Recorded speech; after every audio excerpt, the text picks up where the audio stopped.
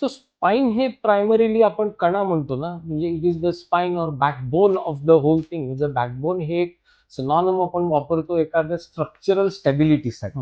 So बॉडीच्या structural स्टॅबिलिटीला सुद्धा स्पाइन तितकंच महत्वाचं आहे, वरपासून खालीपर्यंत. वेगवेगळे लिगमेंट्स जे आहेत ते मोठे होतात, काही काही गोष्टी जे आहेत ते जाड होतात, सो दॅट एक स्टॅबिलिटी नॅचरली प्रोव्हाइड व्हायला पाहिजे. या दृष्टीनं बॉडी अडॅप्टेशन करते. या अडॅप्टेशन प्रोसेसमध्ये काही जर गोष्टी बिघडल्या तर ॲबनॉर्मली ते नर्व किंवा स्पायनल कॉर्डला कंप्रेशन सुरू होतं आणि त्याच्याने पेशंट्स प्रॉब्लेम सुरू होतं. सो पेशंट ज्या वेळेला एक कॉमन बॅक पेन म्हणून घेऊन येतो किंवा एखादा समजा एक 50-55चा एक माणूस आपल्याकडे आला आणि म्हटलं मला बॅक पेन होतंय, मला सायाटिका होते. सायाटिका म्हणजे पायात दुखतंय.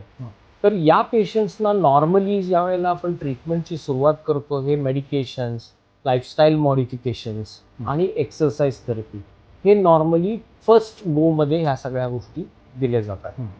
जर पेशंट खूप सुंदर रीतीने ह्याच्यामध्ये रिस्पॉन्ड केला, त्याचं पेन बरंचसं कमी झालं किंवा निघून गेलं पूर्ण आणि तो नॉर्मल ऍक्टिव्हिटीज करू लागला, तर नॉर्मली मेंटेनन्स प्रोग्राम्स, एक्सरसाइजेस किंवा बाकीच्या गोष्टी सुरू करता येतात की ज्याच्या जोरावर पेशंट कंटिन्यू नॉर्मल लाईफ जगू शकतो. सो एंडोस्कोपिक सर्जरीज हे बऱ्याच ठिकाणी केले जातात, पण एंडोस्कोपिक स्पाइन सर्जरी हे मिरजमध्ये गेल्या 16 वर्षापासून आपण इथे करतोय.